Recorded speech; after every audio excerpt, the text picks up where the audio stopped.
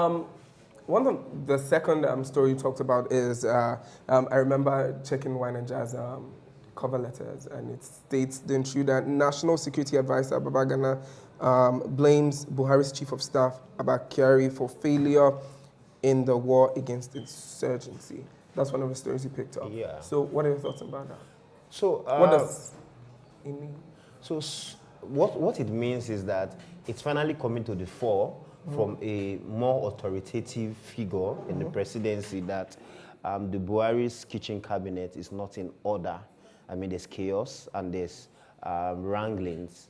So why I'm saying it's coming to the fore is because of the fact that this is something that his wife, Aisha Buhari, has said over time, and she's used the subtle approach to mention that my husband is not really in charge. She has said this. I mean, you know that a lot of people who read, political watchers know this. But for the first time, we're having somebody who is very authoritative speaking about no less an issue like security. And what Babagana Monguno, that's the NSA, now what he has said is very instructive. He's saying that you have a case where somebody who is not constitutionally empowered to take decisions is either taking decisions on behalf of the president without recourse to find out is this what the president actually wants, or in many cases, flagrantly disobeying the orders of the presidency, acting outside of the powers that have been given to you.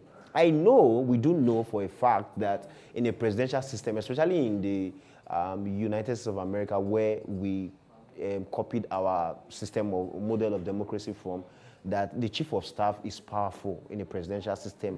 But in this case, its power should not be at the detriment of critical issues, critical areas where we need to make progress like security. You can see clearly that Nigeria, we are in a war situation. Until we accept that we are in a war situation, we would not... A war situation? Yes, we're in a war situation. We are fighting war against the war against Boko Haram is what do you want to call it? It's war. And until we accept the fact that if we don't treat this thing the way it should be handled, it's even more, then we are not going to make progress. But it's even more disheartening to hear that someone within the presidency, by virtue of his actions and inactions, is frustrating the world the more. How? The NSA highlighted a number of issues.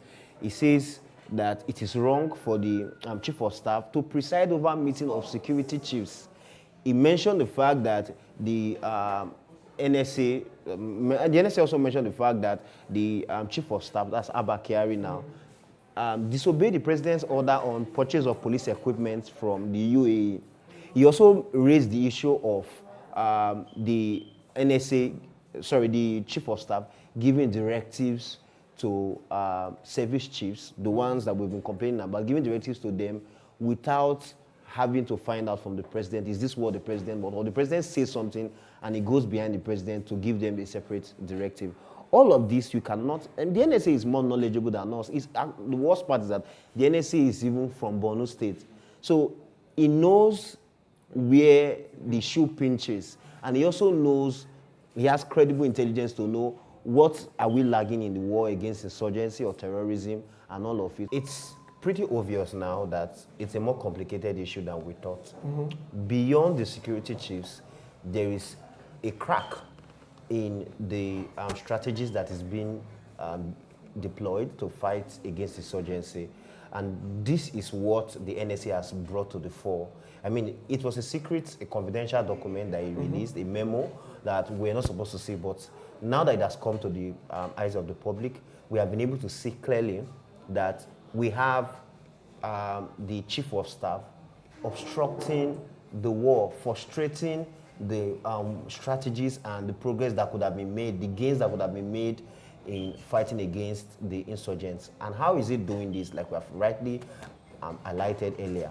In fact, we were able to see from that memo that this guy gives directives, he gives orders where he isn't supposed to, rather than resort to sitting with the president, who is commander-in-chief and has, the requisite knowledge, being a former general or an ex-military general, sit with him to get, okay, what do you, and there's something that the NSA highlighted, which is very, very crucial, is the fact that even if the president were to issue a directive to this chief of staff, it will go to the NSA, not directly to, it will go through the NSA, not directly to the service chiefs. And we must not forget that this whole stuff started from August 2019 when the new ministers were sworn in for a second term, and the president gave a directive at the presidential retreat for the ministers that the all executive directives, all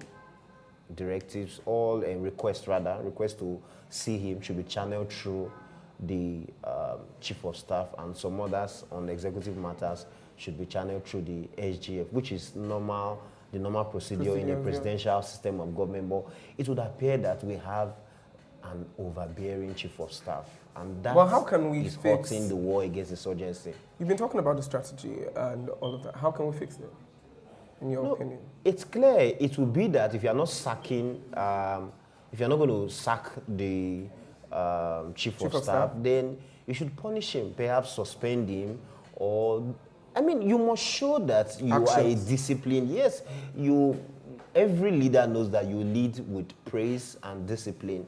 Where the person performs well, you praise. Where the person performs below expectation or does something that demands disciplinary actions, punitive measures should be handed down. That's it. All right, fantastic.